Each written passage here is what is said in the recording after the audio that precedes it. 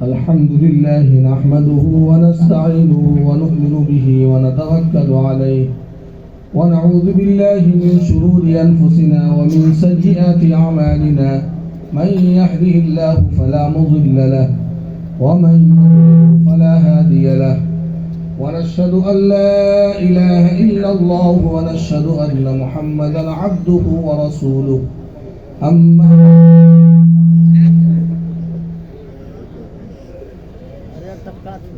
أما بعد فأعوذ بالله من الشيطان الرجيم بسم الله الرحمن الرحيم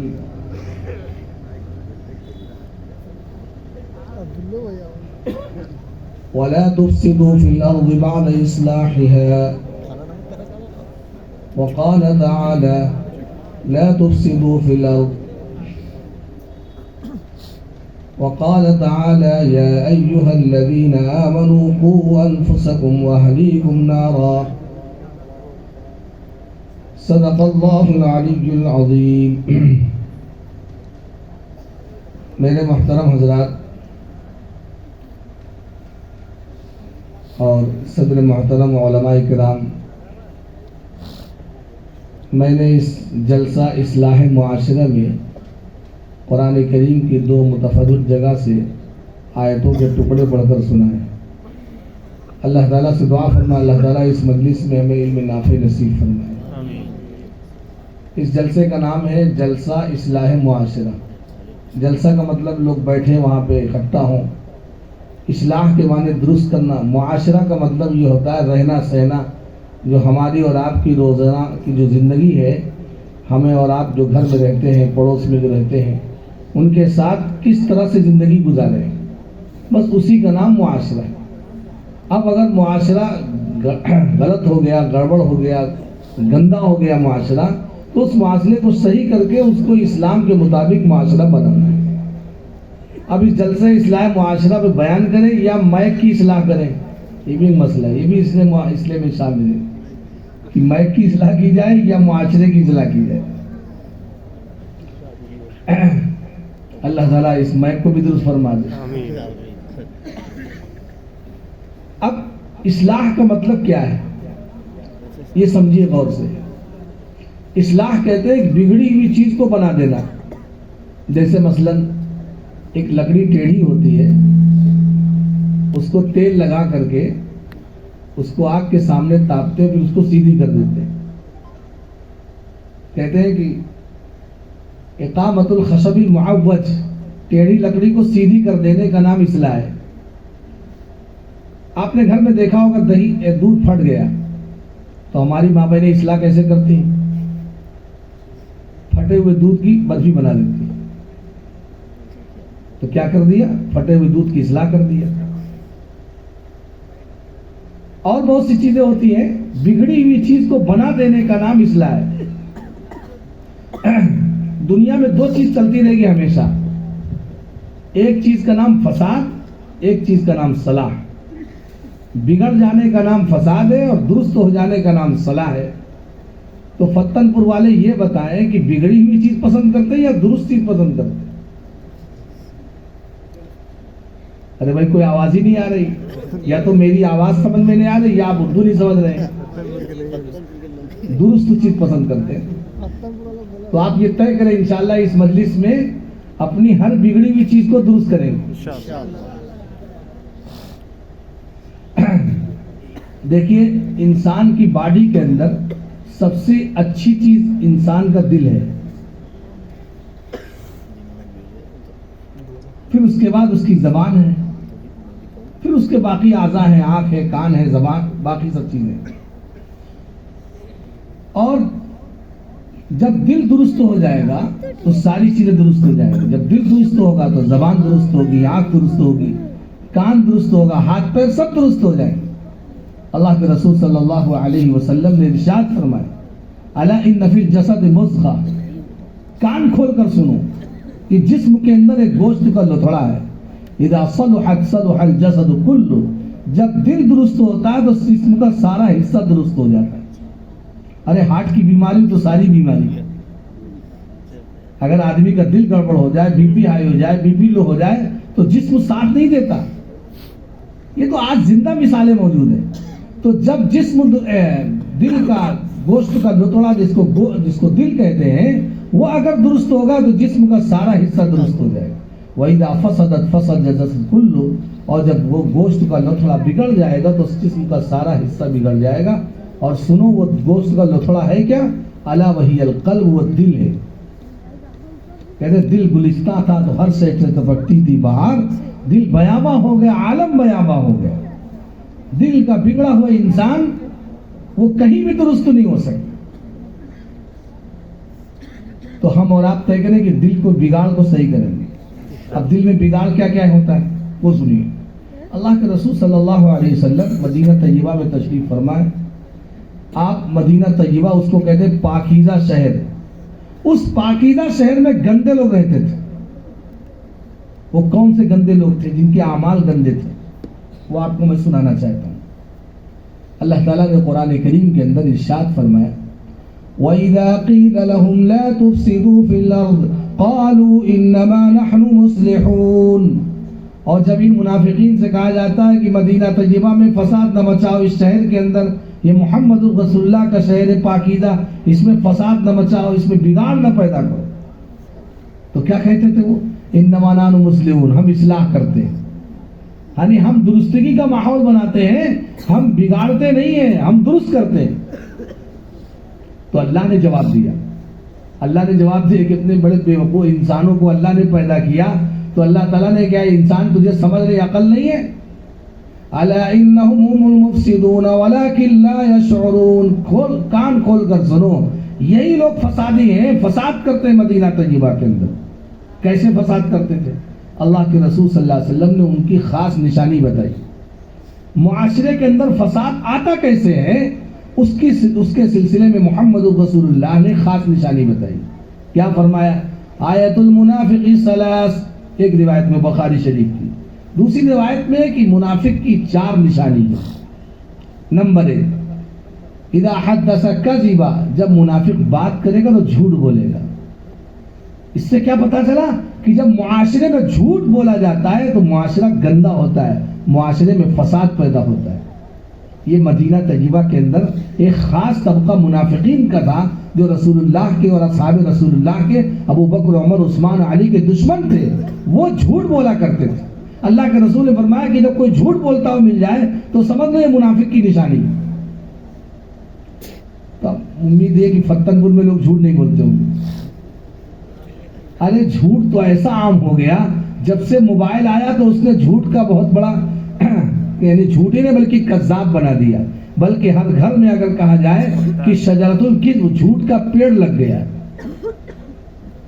آپ بتائیے جب معاشرے میں تو جھوٹ بولا جائے گا تو گندگی نہیں، لاکھ اصلاح کے معاشرے کی اصلاح کریں، جھوٹ بولنا نہیں چھوڑے گا تو معاشرے کی اصلاح نہیں ہوگی۔ بھائی آپس میں بگاڑ، جھوٹی بات بتا کر کے اس کو لگایا اور دونوں میں لڑا دیا، یہی تو جھوٹ ہے۔ اللہ کے رسول صلی اللہ علیہ وسلم فرماتے ہیں منافق کی نشانی کی جب بھی بات کرے گا تو جھوٹ بولے۔ ایک صاحب کے گھر پہ گئے نا، ایک صاحب بھائی فلاں صاحب ہے، تو لڑکا اندر سے آ رہا کہ ابو کہہ رہے ہیں کہ ابو نہیں ہے، ابو کہہ رہے ہیں۔ بچہ ہوتا ہے وہ سچا، بچہ کہتے ہیں سچا ہوتا ہے، اس کی زبان سچی ہوتی ہے، وہ سارا سیدھا ہوتا ہے، وہ بات کر دیتا ہے۔ تو پتا چلا کہ جھوٹ۔ اللہ کے رسول صلی اللہ علیہ وسلم نے ایک موقع پر ارشاد فرمایا ایاکم والکذب فإن الکذب یہلک، جھوٹ سے بچا کرو کیونکہ جھوٹ تمہیں ہلاک کر دے گا۔ علیکم بالصدق فإن الصدق ینجی، سچائی کو لازم پکڑ لو چونکہ سچائی تمہیں نجات دے گی۔ حدیث شریف میں آتا ہے کہ جب انسان ایک مرتبہ جھوٹ بولتا ہے، پھر دوبارہ بولتا ہے، پھر دوبارہ بولتا ہے، پھر بولتے بولتے اس کا لکھ حتیٰ یکتب فی، یہاں تک کہ اس کا لکھ دیا جاتا ہے کذاب، یہ نمبر 1 کا جھوٹا۔ اور ایسی کتاب میں لکھ دیا جاتا جس کتاب میں مٹے بھی نہیں، وہ ہمیشہ کذاب لکھا جائے۔ اس لیے اپنی زندگی میں سوچا کرے کہ اپنی زبان سے جھوٹ تو نہیں نکل رہا، اور یہ انسان کس جھوٹ بولنے میں کس کا استعمال کرتا ہے؟ اپنی زبان کا. لیکن یاد رکھیے جھوٹ دل میں بنتا ہے پھر زبان سے نکلتا ہے. اسی لیے کہتے ہیں پہلے تولو بعد میں بولو. اب انسان ہی زبان دیکھیے، ایک بات یاد آ گئی، زبان میں ہڈی نہیں ہے ہڈی. زبان میں ہڈی نہیں، اس کا مطلب جانتے ہیں کہ زبان سے جب بھی کوئی بات نکالی جائے تو نرم نکالی جائے. ایسا نہ ہو جسے کباب میں ہڈی پڑ جاتی، کتنا خراب لگتا ہے کباب. ویسے آدمی کی زبان سے اگر کڑوے کلمات نکلے، تلخ کلمات نکلے تو انسان کا دل چیر کر باہر کر دیتا ہے. جراحات السنان لہل قیام ولا یلتام ما جرح اللسان. اس لیے زبان کے اندر اللہ نے ہڈی نہیں رکھی. اس بات کی طرف اشارہ ہے کہ زبان سے صحیح بات، سچی بات، نرم بات نکالے. وقولوا قولا سدیدا وقولوا قولا حسنا. قرآن پڑھیے آپ، پتہ یہ چلتا ہے کہ جیسے اللہ وقولوا قولا لینا، نرم بات بولی. اسی لیے تندخو، سخت مزاج نہیں ہونا چاہیے. اللہ کے رسول صلی اللہ علیہ وسلم سے اللہ نے خود فرمایا فَبِمَا رَحْمَةٍ مِّنَ اللَّهِ لِنْتَ لَهُمْ وَلَوْ كُنْتَ فَظًّا غَلِيظَ الْقَلْبِ لَانفَضُّوا مِنْ حَوْلِكَ. اے پیغمبر، اپنے رحمت، رب پروردگار کی رحمت کی وجہ سے آپ امت کے ساتھ، صحابہ کے ساتھ نرمی سے پیش آئیے. اور اگر آپ تندخو، سخت مزاج ہو جائیں گے تو آپ کے ارد گرد سے لوگ بدک کر بھاگ جائیں گے، رفو چکر ہو جائیں گے. یہ صحابہ بدک جائیں گے تو ہم اور آپ کیا ہیں؟ اس لیے زبان میں نرمی ہونی چاہیے. نرم زبان کھانے میں بہت لذت دیتی ہے، اس لیے کہ ہڈی نہیں ہوتی. تو کھانے میں اگر لذیذ ہے تو اپنی زبان سے کلمات بھی ایسے لذیذ نکالو، ایسے لطیف نکالو کہ سامنے والا اس کے دل پر اثر کرے. کہتے ہیں از دل خیزت بر دل لیزر. دل سے نکلنے والی بات دل پر اثر کرتی. وہ وہی جس دل کے اندر کینہ، کپٹ، کھوٹ نہ ہو، اس دل کے کلمات اچھے نکلتے. اللہ تعالی ہم سب کی زبان کو درست فرمائے. ایک مرتبہ حضرت صدیق اکبر رضی اللہ تعالیٰ عنہ اپنی زبان کو ایسے پکڑ کر کھینچ رہے تھے، ایسے کھینچ رہے تھے. تو حضرت ابو بکر رضی اللہ تعالیٰ عنہ یہ عمل کر رہے تھے. حضرت فاروق اعظم کی نگاہ پڑ گئی. حضرت فاروق اعظم نے فرمایا ماہ یا ابا بکر، ارے ابو بکر اس کو چھوڑیے، اس نے کیا کر رکھا ہے، اس زبان کو آپ پکڑ کے کھینچ کیوں رہے ہیں؟ تو حضرت صدیق اکبر نے جو جواب دیا وہ آپ جواب سن لیجیے. کیا فرمایا؟ انما اوردنی ھذا فی الموارد. اسی زبان نے تو ہم کو ہلاکت گاہ میں پہنچایا. یہ زبان بڑی خطرناک ہے، 32 دانتوں کے بیچ میں رہتی ہے اور کہہ کر کے اندر چلی جاتی ہے. آپ کو پٹوا دیا اس نے نہیں، ارے کسی کو گالی دی، کسی کو برا بھلا کہا اور پٹوا دیا، آپ کو دانت توڑوا دیا اور اپنا دانتوں کے بیچ میں محفوظ سلامتی کے ساتھ. تو اس زبان کو بھی درست کرنے کی ضرورت ہے. اسی لیے سارے اعضاء کہتے ہیں کہ اے زبان اگر تو درست رہے گی ہم درست رہیں گے. صبح جب صبح ہوتی ہے تو سارے اعضاء زبان سے پناہ چاہتے ہیں. تو معاشرے کے اندر سب سے زیادہ بگاڑ پیدا کرنے والی چیز کیا ہے؟ زبان. اسی لیے بخاری شریف کی روایت ہے کہ اگر معاشرے میں سلامتی چاہتے ہو تو نمبر 1 پر زبان، پھر اس کے بعد ہاتھ. اللہ کے رسول صلی اللہ علیہ وسلم نے ارشاد فرمایا المسلم من سلم المسلمون من لسانه ويده. مسلمان وہ ہے جس کے ہاتھ سے، جس کے زبان سے سارے مسلمانوں کو سلامتی ملے. علماء نے لکھا ہے زبان کا ذکر پہلے آیا، اس کا مطلب یہ ڈسنے والی زیادہ ہے اور اسی زبان سے سلامتی زیادہ پھیلتی ہے. آپ میٹھے بول بولیے، اچھے بول بولیے. ابھی دیکھیے معاشرے کے اندر کسی سے کوئی جھگڑا ہو جائے، فساد ہو جائے، میٹھے بول کر کے صلح کرا دیجیے. حدیث میں تو یہاں تک لکھا ہے کہ اصلاح بین الناس، لوگوں کے درمیان صلح کرانے کے لیے اگر جھوٹ بولنے کی بھی ضرورت پڑ جائے تو جھوٹ بولنے کی بھی اجازت دے دی گئی. لیکن یہ مسئلہ پوچھ لیجئے گا مفتی صاحب یہاں ایسا موقع ہے تو کیا کریں، ورنہ جھوٹ بولنے کا حقیقتاً منع ہے. لیکن اگر کہیں اجازت مل جائے تو اس میں ایک اجازت یہ بھی ہے، اور اگر بیوی والا ہے تو بیوی سے بھی جھوٹ بولنے کی اجازت، بیوی کو خوش کرنے کے لیے. لیکن مقصد جھوٹ بولنا نہیں ہے، مقصد یہ ہے کہ معاشرے کے اندر بگاڑ نہ ہو، فساد نہ ہو، شوہر بیوی میں جو ہے تناؤ نہ ہو، بگاڑ. ان تمام چیزوں کو درست کرنے کے لیے اگر کہیں تعریضاً یا کذب کی ضرورت پڑ جائے تو ایسی ضرورت میں، جیسے کہ ضرورت کے موقع پر تو حرام چیز بھی حلال ہو جاتی ہے.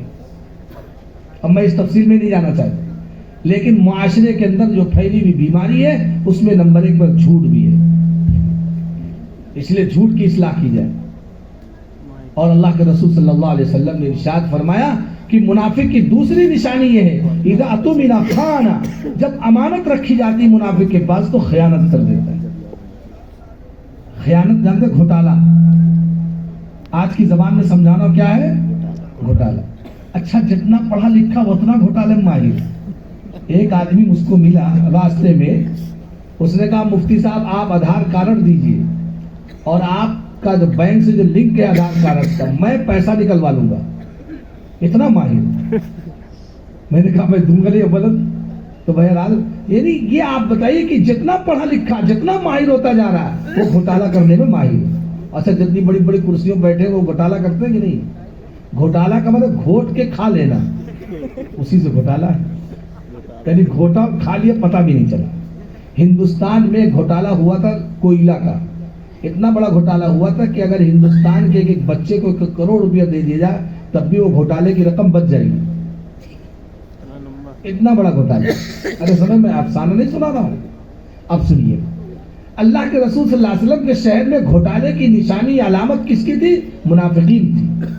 اور آج ہر آبادی کے اندر گھوٹالے والے پیدا ہیں. اب آپ کہتے ہیں مفتی صاحب ہمارے گاؤں میں کوئی نہیں. ارے والد کا انتقال ہو گیا، بہن کا حق مار کے بیٹھ گیا تو گھوٹالا کیا کہ نہیں؟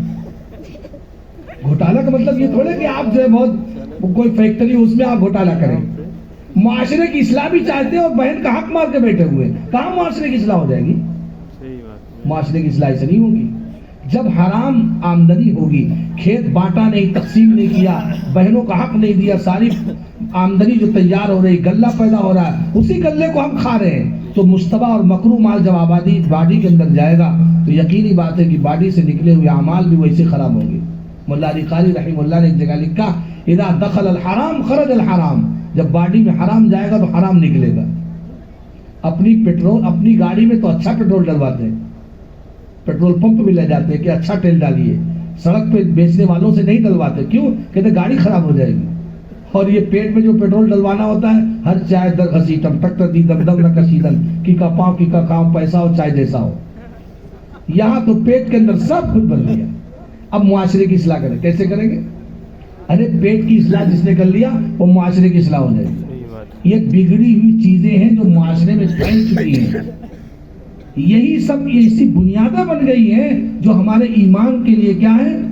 کھانے کے لیے تیار ہے. بھائی جھوٹ ہے، خیانت ہے، دھوکہ ہے، وعدہ خلافی ہے. اللہ کے رسول صلی اللہ علیہ وسلم، آج کا امانت دار کون ہے؟ جس کو خیانت کرنے کا موقع نہیں ملتا.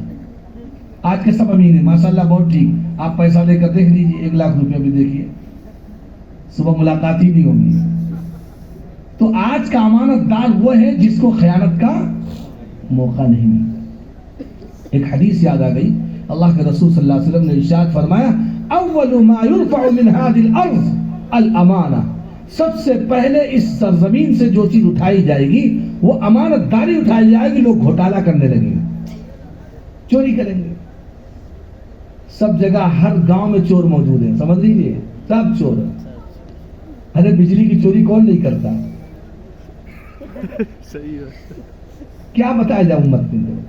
یہ صاف بتا رہے دیکھیں معاشرے کی اصلاح، یا تو اسلام معاشرہ جلسہ ختم یا ہم اس کو بیان کروا لیجیے. ایک جگہ میں نے 1.5 گھنٹہ بیان کیا معاشرے میں پھیلی ہوئی بیماریاں، ان کا علاج کیسے کریں. اس کا علاج کریں گے جب آپ طے کریں گے ہم کو آج درست رہنا، انشاءاللہ دنیا کی کوئی طاقت آپ کو ہلا نہیں سکتی. اور آپ طے کر رکھے ہم کو بننا ہی نہیں تو کون آدمی آپ کو بنا سکتا ہے. انسان کے اندر ہمت قوت ہونی چاہیے. آج سے ہم کو درست کرنا معاشرے کی اصلاح کے. آپ مسلمانوں کے نوجوانوں کا حال دیکھ لیجیے، آپ ان کے سر کے بال بھی مسلمان نہیں. ان کے سر کے بال کو کون درست کرے گا؟ نہ ان کے والدین درست کرنے کے لیے تیار ہے، کوئی نہیں. فکر ہی نہیں کہ سر کے بال بھی مسلمان رہنے کی ضرورت ہے. نہ داڑھی مسلمان ہے، نہ لباس مسلمان ہے، نہ ان کی شکل مسلمان ہے. کیا ہے؟ اسی لیے ایمان دھیرے دھیرے رخصت ہو رہا ہے. میں بھی بمبئی گیا، بہت افسوس ہوا، کیسے کیسے نوجوانوں سے ملاقات کی، درد پیدا، دکھ ہوتا ہے. اس لیے مسلمانوں اپنی فکر کرو، اپنی اولاد کی، اپنے گھر والوں کی، اپنے آپ کو، اپنے گھر والوں کو جہنم کی آگ سے بچاؤ. خود اللہ فرماتے آپ کے گاؤں میں فتن پور میں آگ لگ جائے سب لوگ بجھانے کے لیے تیار ہیں، لیکن بے حیائی کی آگ لگی ہوئی اس کو بجھانے کے لیے تیار نہیں، دھوکہ دھڑی کی آگ لگی ہوئی، خیانت کی، گھوٹالہ کی، جھوٹ کی تمام آگیں لگی ہوئی ہیں، اس کو کوئی مٹانے کے لیے تیار نہیں۔ اللہ کے رسول صلی اللہ علیہ وسلم نے چوتھی نشانی وہ تیسری بتائی کہ جب منافق وعدہ کرے گا تو وعدہ خلافی کرے گا۔ آج کل نے جس سے وعدہ کری ہے وعدہ خلافی۔ ایک مرتبہ اللہ کے رسول صلی اللہ علیہ وسلم نے کسی سے وعدہ کیا اور وہ شخص بھول گئے، تو دوبارہ جب وہ دوسرے دن ان کو یاد آیا تو دوسرے دن یا بعض روایتوں میں تیسرے دن جب آیا تو دیکھا کہ اللہ کے رسول صلی اللہ علیہ وسلم اسی جگہ تشریف فرما جس جگہ وعدہ کیا تھا۔ حضرت اسماعیل علیہ السلام کے بارے میں قرآن نے نقل کیا وَكَانَ صَادِقَ الْوَعْدِ وَكَانَ رَسُولًا نَبِيًّا، تو جس سے وعدہ ہوا تھا اس کو 1 سال کے بعد یاد آیا، جب وہ واپس آئے تو حضرت اسماعیل علیہ السلام اسی جگہ موجود تھے جس جگہ وعدہ کیا تھا۔ یہ ہے وعدہ پورا کرنا مومن کی شان۔ المؤمن اذا وعد وفا، مومن جب بھی وعدہ کرتا وعدہ پورا کرتا۔ وعدہ پورا کرنا مومن کی شان، وعدہ خلافی کرنا یہ منافق، یہ کافر، یہ یہودی، یہ نصرانی کی علامت ہے، یہ محمد رسول اللہ کے شیدائی اور فدائی اور امت محمدیہ کی نشانی نہیں ہے۔ وَإِذَا خَاصَمَ فَجَرَ، اور چوتھی نشانی منافق کی جب جھگڑا کرے گا تو گالی گلوچ پہ آ جائے گا۔ آج کل دیکھ لیجئے جب بھی کسی سے کوئی بات ہوئی تو تیری ماں تیری بہن، اس کے علاوہ کچھ ہے ہی نہیں، لگ رہا ہے اس کی کوئی بہن نہیں ہے، اس کی کوئی ماں نہیں ہے، سامنے والے کو اس نے کوسنا شروع کر دیا۔ اور یاد رکھیے اللہ کے رسول صلی اللہ علیہ وسلم کے دربار سے جو فتویٰ ہے گالی دینے کے بارے میں، سباب المسلم فسوق وقتال کفر، کسی مسلمان کو گالی دینا یہ فسق ہے، یعنی اس کے فاسق ہونے کے لیے کافی ہے۔ صرف گالی دے دینا تمہارے فاسق ہونے کے لیے کافی، سامنے والا گالی کا مستحق ہے نہیں وہ الگ مسئلہ ہے۔ اور یہی گالی دیتے دیتے پھر انسان کے اندر غصے کی بیماری پیدا ہوتی ہے، پھر انسان قتل پر آمادہ ہو جاتا ہے۔ وقتال کفر، اسی روایت میں وقتال کفر ہے کہ انسان مسلمان کو قتل کر دیتا ہے جو باعث کفر ہے۔ تو اصلاح معاشرے کے اندر جو پھیلی ہوئی بیماریاں ان کو ختم کرنے کی ضرورت ہے۔ اسی لیے قرآن خود کہتا ہے لا تفسدوا فی الارض بعد اصلاحها، زمین میں فساد نہ مچاؤ۔ کیسے فساد مچایا جاتا ہے؟ مفسرین نے لکھا ہے، کہتے ہیں زمین میں فساد مچانے کا مطلب یہ ہے کہ زمین میں معصیت کا ارتکاب کی جائے، گناہ کا ارتکاب کی جائے، بالمعصیہ یعنی نافرمانیاں کی جائیں، اس کا نام افساد ہے۔ گویا کہ گناہ سے، نافرمانی کے ذریعے سے زمین میں فساد برپا ہوتا ہے، اور طاعت سے، فرما برداری سے زمین میں صلاح اور درستگی کا ماحول پیدا ہوتا ہے۔ میں قرآن کی آیت پڑھ دیتا ہوں، دوسری آیت میں اس کی خود وضاحت موجود ہے۔ ظہر الفساد فی البر والبحر بما کسبت ایدی الناس، اللہ فرماتے ہیں کہ بحر بر میں، خشکی میں، سمندر میں فساد جو برپا ہوتا ہے وہ انسانوں کے کرتوت کی وجہ سے، اور مصائب جو آتے ہیں، حالات جو پیدا ہوتے ہیں وہ خود انسانوں کے کرتوت ہوتے ہیں۔ وما اصابكم من مصیبت فبما کسبت ایدیکم ویعفو عن کثیر، اللہ فرماتے تم پر جو مصیبت آتی وہ تمہارے کرتوت کی وجہ سے آتی ہے، لہذا اور زیادہ تر تو اللہ معاف کرتا ہے۔ انسانوں کے کرتوتوں کو اللہ زیادہ معاف کرتا ہے، بعض کرتوتوں پر، بعض گناہوں پر اللہ پکڑتا ہے۔ کیوں؟ اس کی وجہ لکھا ہے کہ قرآن میں دوسری جگہ اللہ نے اس کی وجہ بتائی کہ اگر میں انسانوں کے کرتوتوں پر پکڑ کرنے لگوں تو زمین پر ایک چرند پرند کوئی بھی باقی نہیں رہے۔ وَلَوْ يُؤَاخِذُ اللَّهُ النَّاسَ بِمَا كَسَبُوا مَا تَرَكَ عَلَى ظَهْرِهَا مِن دَابَّةٍ، اگر انسانوں کے کرتوتوں پر اللہ پکڑ کرنے لگے تو زمین پر کوئی دابہ باقی نہیں رہے گا۔ اس لیے اللہ تعالیٰ انسانوں کے گناہوں کو درگزر کرتے رہتے ہیں، معاف کرتے رہتے ہیں۔ اور خاص کر ایمان والوں پر جو حالات آتے ہیں اس کی وجہ حدیث میں بھی ہے، قرآن میں بھی ہے۔ اس کی وجہ یہ ہے کہ مسلمان چونکہ جنت میں جانے کے لیے اللہ نے مسلمان کو بنایا، مسلمان کہاں جائے گا؟ جنت میں۔ اور دنیا میں جو رہ رہا ہے تو جنت والے اعمال میں لگا ہوا نہیں ہے، اعمال جہنم میں لگا ہوا ہے۔ تو جہنم میں جو مشکلات، جو پریشانیاں ہیں، اللہ تعالیٰ کبھی کبھی دنیا میں حالات، مصائب بھیج کر اس کی دھلائی کرتے ہیں، اس کی دھلائی صفائی کر کے تاکہ جنت میں رہنے کے قابل ہو جائے۔ دنیا میں دھلائی اس لیے کر دیتے تاکہ اس کی آخرت میں دھلائی کرنی نہ پڑے، اس لیے کہ آخرت میں اللہ تعالیٰ جو دھلائی کریں گے تو شریعت سے نہیں دھلائی کریں گے۔ جانتے ہیں آخرت میں جانے کے بعد اللہ جہنم میں آپریشن روم میں داخل کر کے پھر وہاں ساری گلٹیاں گلائی جائیں گی، جھوٹ بولنے کی گلٹی اگر ہے، کینہ کی ہے، حسد کی ہے، تکبر کی ہے، حرص ہے، طمع ہے، لالچ ہے، اور کسی کے مال ہڑپ کرنے کا مزاج ہے، جائیداد پراپرٹی پر قبضہ کرنے کا مزاج، یہ ساری بیماریاں ہیں۔ ان بیماریوں کا علاج اللہ تعالیٰ اگر یہاں نہیں کیا تو سمجھ لیجئے کہاں کریں گے؟ جہنم۔ اور جہنم میں آپریشن روم، یا جہنم آپریشن روم سمجھیے مسلمانوں کے لیے، عذاب کے لیے اللہ نہیں بھیجیں گے، مہذب بنانے کے لیے۔ تو پھر جب انسان کو اس میں داخل کیا جائے گا تو داخل کرنے کے بعد اس کو بنا کر سنوار کر پھر جنت میں رہنے کے قابل بنایا جائے گا۔ تو جنت میں جب جائے گا ایمان والا تو اس کا لقب ہوگا جہنمیون۔ اس ایمان والے کا لقب کیا ہوگا؟ جہنمیون، جہنم سے گزر کے ہی لوگ آئے۔ تو اب اصلاح کا دو طریقہ، یا تو یہاں اصلاح کرا لے یا کہاں اصلاح کرائیں؟ جہنم میں۔ تو بھائی کون تیار ہے؟ کوئی بھی تیار نہیں جہنم میں اصلاح کے لیے۔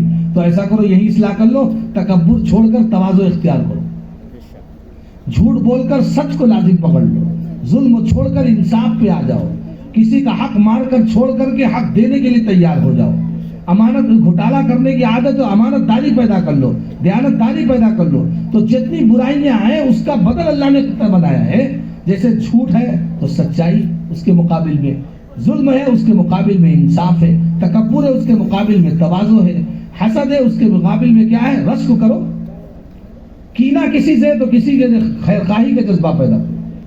اللہ کے رسول صلی اللہ علیہ وسلم کی ایک حدیث ہے کہ دوشنبے کے دن اور جمعرات کو، آج جمعرات ہے نا، دوشنبہ اور جمعرات کو جنت کے دروازے کھول دیے جاتے ہیں، فَيُغْفَرُ لِكُلِّ عَبْدٍ لَا يُشْرِكُ بِاللَّهِ، اور ہر اس بندے کی مغفرت کر دی جاتی ہے جو اللہ کے ساتھ شرک نہ کرتا، إِلَّا كَانَ رَجُلٌ بَيْنَهُ وَبَيْنَ رَجُلٍ آخَرَ شَحْنَاءٌ، مگر اس آدمی کی بخشش نہیں ہوتی جس کے اور دوسرے آدمی کے درمیان میں عداوت دشمنی ہو، تو اللہ تعالیٰ اس کی مغفرت نہیں کرتا۔ اب بتائیے کون آدمی آپ لے کر آؤ پورے گاؤں میں کہ ایک دوسرے کے آدمی کے درمیان میں کپٹ نہ ہو، عداوت نہ ہو، دشمنی نہ ہو، کینہ نہ ہو۔ آج عجیب بیماری، کینہ پرور آدمی کی بخشش نہیں ہوتی الا کہ وہ معافی مانگ لے۔ حدیث شریف میں آتا ہے دب الیکم داء الامم قبلکم، تم سے پہلی امتیں ان کی بیماریاں تمہارے اوپر دھیرے دھیرے سرایت کر کے امت میں آ گئی۔ کیا ہے؟ الحسد والبغضاء، یہ حسد اور کینہ، یہ دو بیماریاں ایسی ہیں جس امت کے اندر سرایت کر گئی۔ کون ایسا طبقہ ہے؟ بزنس ویل والا، علماء کا طبقہ، صلحاء کا طبقہ، جتنے بھی طبقے سب کے اندر یہ بیماری سرایت کر رہی ہے۔ حسد ہے، بغض ہے، ایک دوسرے کو اوپر دیکھنا نہیں چاہتے، ترقی نہیں چاہتے، ایک مالدار دوسرے مالدار کی ترقی نہیں چاہتا، ایک پڑوسی دوسرے پڑوسی ترقی نہیں چاہتا۔ آپ نے دیکھا اگر پڑوسی 4 پہیہ گاڑی لایا تو اپنا راستہ تنگ کر دے گا، ادھر نکلنے نہ پائے۔ کیا بیماری ہے؟ اسی لیے لکھا ہے کسی کے نقصان پر خوش ہونا یہ کینہ ہے، اور کینہ رہتے ہوئے کبھی بھی معاشرے کی اصلاح نہیں ہوگی۔ اس لیے کینہ نکالو۔ اور کینہ کہاں ہوتا ہے؟ سینے میں ہوتا ہے۔ کینہ سینہ، اللہ کے رسول صلی اللہ علیہ وسلم نے دعا سکھلائی، اللہم اسلل سخیمۃ صدورنا، اے اللہ ہمارے سینے کے کینے کو دور کر دیجیے۔ آج عجیب صورتحال ہے، دو عورتوں میں کینہ کپٹ ہے، ایک بہو میں، ساس میں ہے، کئی نند میں اور کیا بھابھی میں ہے۔ عجیب صورتحال پیدا ہو گئی گھروں کے اندر۔ دیکھیے بہت بگاڑ ہے، کوئی گھر ایسا نہیں جس میں فساد ہو۔ اللہ کے رسول صلی اللہ علیہ وسلم نے ایک موقع پر ارشاد فرمایا ایاکم وسوء ذات البین، آپس کے بگاڑ اور فساد سے بچو، فإنها الحالقہ، کیونکہ یہ مونڈنے والی چیز ہے۔ لا اقول تحلق الشعر ولكن تحلق الدین، میں نہیں کہتا ہوں کہ سر مونڈنے والی چیز یہ دین کو مونڈ دے گی۔ آج سب دین میں بگاڑ کہتے ہیں، دین میں بگاڑ، مفتی صاحب دین میں بگاڑ، تو یہ آپس کا بگاڑ ختم کرو، انشاءاللہ دین صحیح ہو جائے گا۔ سب سے بڑی بیماری آج کل ہماری اور آپ کی ہے، تہجد گزار مل جائیں گے، اوابین پڑھنے والے مل جائیں گے، تسبیح لانے والے مل جائیں گے، سب ملیں گے آپ کو، لیکن آپس کا جو بگاڑ ہے اس کو ختم کرنے کے تیار نہیں۔ اللہ کے رسول صلی اللہ علیہ وسلم کے زمانے میں صحابہ کی زندگیوں کو مطالعہ کریں، اس میں کثرت عبادت ہے ہی نہیں۔ اور ایک بات اور کہہ دیتا ہوں، اللہ کیا کثرت عمل مطلوب نہیں ہے۔ یہ میں نے کہا، علامہ عبد الوہاب شارانی نے اپنی کتاب میں الدر المنضود میں لکھا ہے کہ اللہ نے کہیں بھی کثرت عمل کا مطالبہ نہیں کیا، ہاں حسن عمل کا مطالبہ کیا۔ لیبلوکم ایکم احسن عملا، اچھے عمل کرنے والے کون ہیں اللہ یہ چاہتا ہے۔ ہاں کثرت علم کا مطالبہ تو ہے، رب زدنی علما، اے اللہ میرے علم میں اضافہ، ربی زدنی عملہ کہیں نہیں، نہ قرآن میں نہ حدیث میں کہیں نہیں. یہ علامہ عبد الوہاب شارانی نے باقاعدہ بہت تاکید سے لکھا ہے.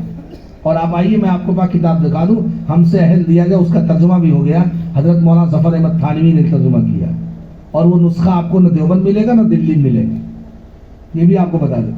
اس کتاب میں باقاعدہ حضرت تھانوی رحمۃ اللہ علیہ کا اس کتاب کو ہر صاحب سلوک اور سالک اور جو نسبت والے بزرگان دین ان کو رکھنا چاہیے، ان کو مطالعے میں رکھنا چاہیے. اور فرمایا میرے سلسلے والوں کے لیے نہایت ضروری کتاب ہے اپنی زندگی کو سنبھالنے اور بنانے کے لیے. بہرحال معاشرے کی اصلاح میں اب آگے نہ جائیے، اب اتنا کریے کہ کینہ کپٹ دور کر دیجیے. ایک روایت سناتا ہوں، حضرت انس رضی اللہ عنہ کی روایت. اللہ کے رسول صلی اللہ علیہ وسلم نے حضرت انس سے فرمایا، یہ حضرت انس وہی صحابی ہیں جنہوں نے رسول اللہ کی 10 سال خدمت کی، اور خدمت میں کبھی حضور نے مارا نہیں، نہ اف تک نہیں کیا، کچھ نہیں. حضرت انس فرماتے ہیں کہ اللہ کے رسول نے مجھ سے فرمایا، اے انس اگر تم صبح شام اس حال میں کرو کہ لیس فی قلبک غش لأحد، کہ تمہارے دل میں کسی طرف سے کھوٹ نہ ہو، تو ایسا کر سکتے ہو تو کرو. وذالک من سنتی، حضور نے فرمایا یہ میری سنت ہے. یعنی کھوٹ نہ رکھنا، دل صاف رکھنا، یہ میری سنت ہے. ومن احب سنتی کان معی فی الجنہ، جو میری سنت سے محبت کرے گا میرے ساتھ جنت میں رہے گا. اور بتاؤ اللہ کے رسول کے ساتھ جنت میں کون نہیں رہنا چاہتا؟ ایک ایمان والا کسی بھی گاؤں دیہات کا وہ محمد رسول اللہ کے ساتھ رہنا چاہتا ہے. تو حضور فرماتے ہیں کہ دل سے کینہ کپٹ دور کر دو، میرے ساتھ جنت میں رہو. ومن يطع الله والرسول فاولئك مع الذين انعم الله عليهم، اللہ اس کے رسول کی اطاعت کرنے والے ان کا حشر اللہ تعالیٰ نبیوں کے ساتھ کرے گا، امام الانبیاء کے ساتھ کرے گا، ابو بکر عمر عثمان علی شہداء اور صالحین کے ساتھ اس کا حشر ہوگا.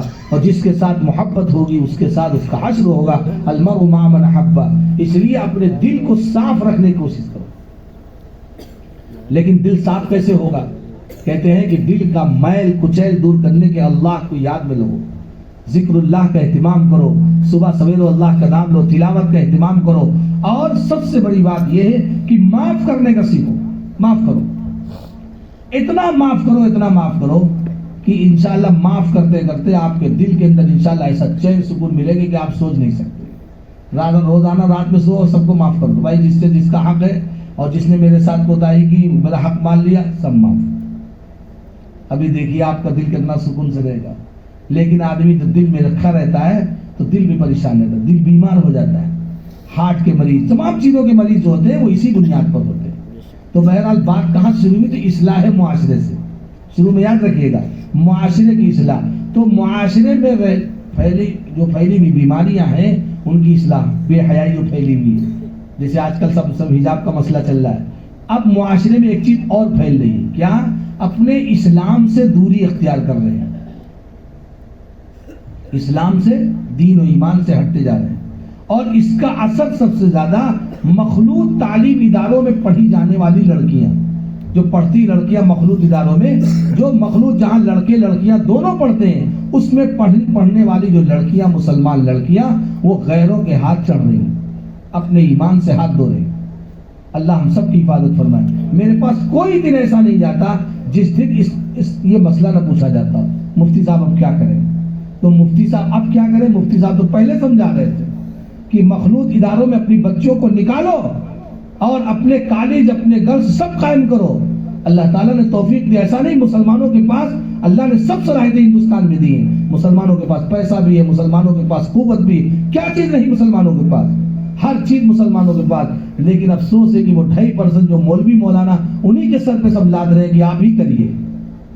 بھائی 2% تو مسلم طلبہ آتے ہیں مدرسوں میں، اور 98% میں سے 35% ایسے ہیں جو کالجوں میں جاتے ہیں، اور 65% وہ جو پڑھتے ہی نہیں. یہ سچر کمیٹی کی رپورٹ بتا رہا ہوں، مولانا اسرار الحق قاسمی رحمۃ اللہ علیہ نے لکھا ہے، تحریر کیا اپنے اس وقت 6-7 سال پہلے کی بات ہے. تو اب صورتحال یہ ہے کہ 2% جو مولوی مولانا جو خاص دین کے پڑھنے والے، اب ان پر بھی تھوپ رہے ہیں کہ آپ ہی جو اصلی تعلیم اور یہ کرو وہ کرو، آپ لوگ کریے. تو آپ لوگ کیا کر رہے تھے؟ یونیورسٹیوں میں، کالجوں میں، برا مت مانیے گا جو کہنے کی بات ہے کہ کالجوں میں پڑھنے والے، یونیورسٹیوں میں پڑھنے والے وہاں سے پڑھ کر آئے، انہوں نے اپنے علاقے میں کون سا کالج قائم کیا؟ محنت کریے، لوگوں سے ملاقاتیں کریے، اور اس کے بعد اپنے تعلیمی ادارے قائم کرو اور اس کے وہاں جو انگریزی تعلیم اور دینی تعلیم دونوں کو لے کر چلیے اور انشاءاللہ پھر آپ کے معاشرے میں تبدیلی آ سکتی ہے. دیکھیے قوم کے معاشرے میں تبدیلی کا سب سے نمبر 1 پر جو گر ہے وہ دینی تعلیم کا رجحان ہونا چاہیے. اپنے گھر میں تعلیم، جیسے کہ اللہ تعالیٰ نے قرآن کریم کے اندر رسول اللہ صلی اللہ علیہ وسلم کے ازواج مطہرات کو براہ راست جو حکم دیا ہے وہ آیت میں پڑھ دیتا ہوں. وَذُكُرْنَ مَا يُتْلَى فِي بُيُوتِكُنَّ مِنْ آيَاتِ اللَّهِ وَالْحِكْمَةِ. اللہ فرماتے ہیں اے نبی کی بیویاں اپنے گھروں میں اللہ کی آیات کا ذکر کریں، اپنے گھروں میں حکمت کی باتیں کریں، یعنی سنت کا تذکرہ کریں. حکمت کی تفسیر تو سنت سے کی گئی، تو گھروں کے اندر قرآنی آیات اور سنت کا تذکرہ ہونا چاہیے. آج صورتحال کیا ہے؟ گھروں میں قرآنی آیات کا ذکر بھی نہیں، نہ سنت کا ذکر. کس کا ذکر؟ ہماری ماں بہنیں ذکر کس کا کرتی ہیں؟ فریج کا ذکر کرتی ہیں، واشنگ مشین کا ذکر کرتی ہیں، زیور کا، کپڑے کا، یہ ساری چیزوں کا، یہ برتن، وہ برتن، اسٹیل کا برتن، ان تمام چیزوں کا ذکر ہوتا ہے. اگر نہیں ذکر ہے تو محمد رسول اللہ کی آیات کا نہیں ہے، سنتوں کا نہیں، رسول اور اللہ کی آیات کا نہیں، صحابیات کی زندگی کا نہیں، ابو اور اسی طرح ازواج مطہرات بنات طیبات کا تذکرہ نہیں.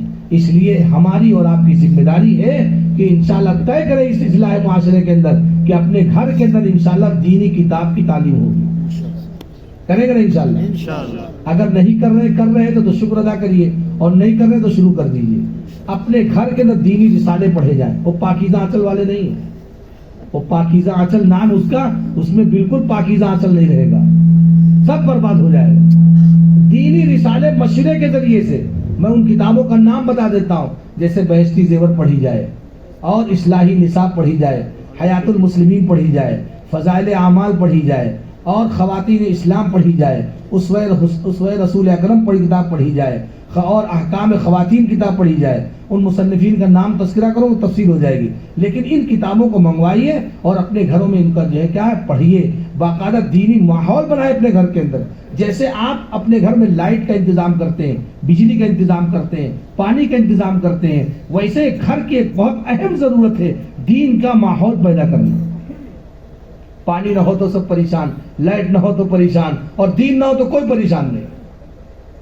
لڑکے کو لباس پہنا کیسے پہنایا جا رہا ہے؟ بچی کس ماحول میں ہے؟ اللہ کے رسول صلی اللہ علیہ وسلم نے ایسی اصلاح فرمائی، وہ روایت سناتا ہوں، عمل کر کے دیکھیے. اللہ کے رسول صلی اللہ علیہ وسلم نے کیا فرمایا؟ مروا صبيانكم بالصلاة إذا بلغوا 7 واضربوهم عليها إذا بلغوا 10. اس روایت میں اگر غور کریں تو پورے معاشرے کی اصلاح ہے. اللہ کے رسول نے کیا فرمایا کہ نماز کا حکم کرو جب بچے 7 سال کے ہو جائیں، بچیاں 7 سال کی ہو جائیں تو نماز کا حکم کرو. غور سے سنیے، نماز کا حکم کرنے کا جب حکم آ گیا تو 7 سال کے بچے اور بچیاں، اور نماز پڑھنے میں کیا چیز نماز میں چیز پڑھی جاتی ہے؟ قرآن پڑھا جاتا ہے. تو 7 سال سے پہلے کون سی چیز کی تعلیم دینا ضروری ہو گیا؟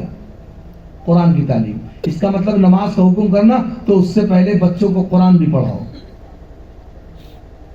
اس سے بھی بات ثابت. علماء نے لکھا ہے، ابو داؤد شریف کی شرح میں نے دیکھا، اس میں دیا ہے کہ نماز کا حکم دے کر یہ ساری چیزوں کا حکم دینا ہے.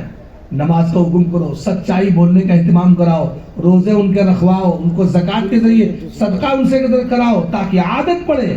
نمازی نہیں، نماز تو ایک دین کا اہم ستون ہے. جب نماز کا حکم ہو گیا تو سچ بولنے کا بھی حکم کرو، اچھائی چیزوں کے اختیار کرنے کا بھی حکم کرو، شرافت ان کو سکھاؤ، تہذیب سکھاؤ، اچھا لباس پہناؤ. ایک صاحب نے کہا کہ مفتی صاحب یہ بچہ ہے غیر شرعی لباس پہناؤ، اس پر کوئی گناہ نہیں. ہم نے کہا پہنانے کا گناہ آپ کو ہوگا، آپ نے کیوں غیر شرعی لباس پہنایا؟ یہ آپ کی ذمہ داری کہ اپنے بچے کو شرعی لباس پہنائیے. کہتے ہماری مثال شراب پی رہا بچہ، شراب اگر بچہ پی لے تو گناہ نہیں ہوگا شراب پینے کا، اس لیے کہ بچہ ہے، نابالغ ہے. لیکن اگر شراب کا انتظام کسی نے کیا تو وہ گنہگار ہوگا، شراب لانے والا گنہگار ہوگا، شراب کو حوالے کرنے والا، شراب کو بیچ کر خرید کر لانے والا، وہ سب مجرم ہوں گے. ایسے ہی غیر شرعی لباس ہم خرید کر لائیں گے، ہم مجرم ہوں گے.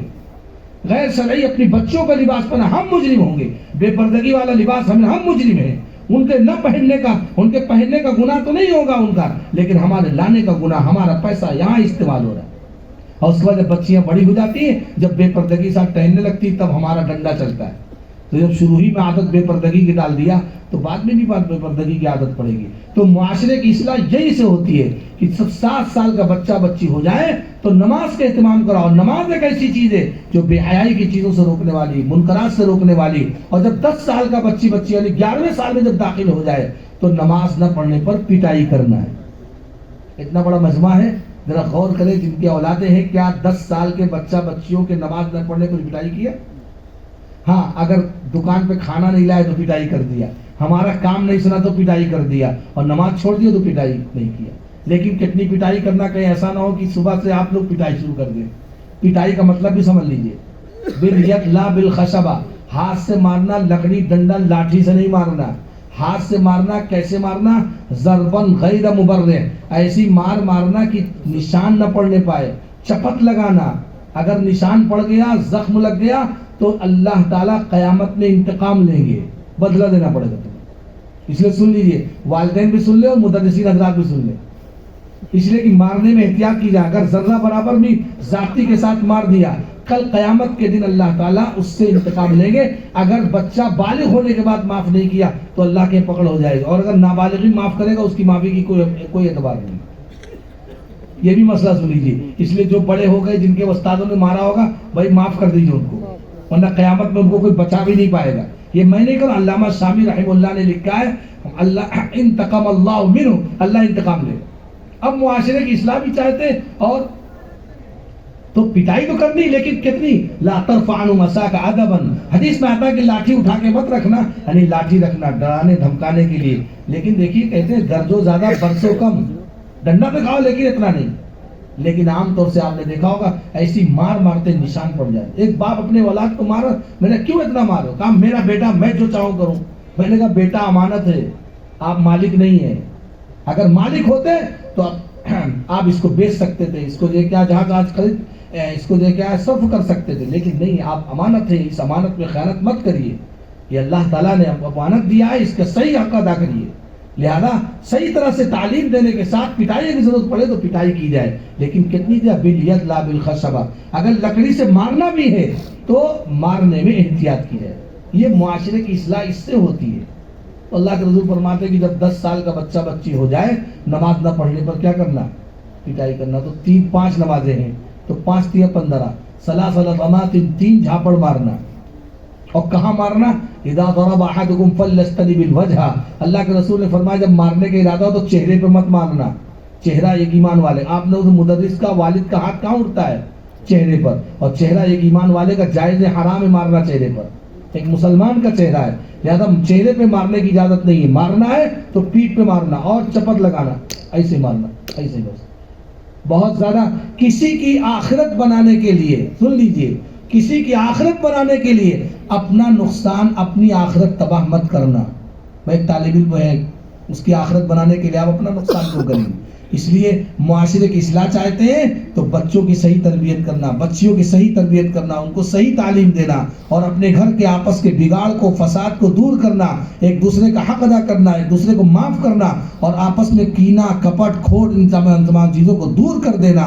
اور جب ہمدردی اور خیرخواہی اور جذبہ پیدا کریں گے تو انشاءاللہ معاشرے کی اصلاح ہو جائے گی. اللہ کے رسول صلی اللہ علیہ وسلم نے ایک موقع پر فرمایا ہے، النصح لکل مسلم، ہر مسلمان کے ساتھ خیرخواہی کا جذبہ. الدین النصیحہ، دین سراسر خیرخواہی کا نام ہے. اس خیرخواہی کا جذبہ اگر پیدا کر لیں گے انشاءاللہ پورا گاؤں کا ماحول درست ہو جائے گا. اللہ ہم سب کو عمل کی توفیق نصیب فرمائے. وآخر دعوانا الحمدللہ رب العالمین.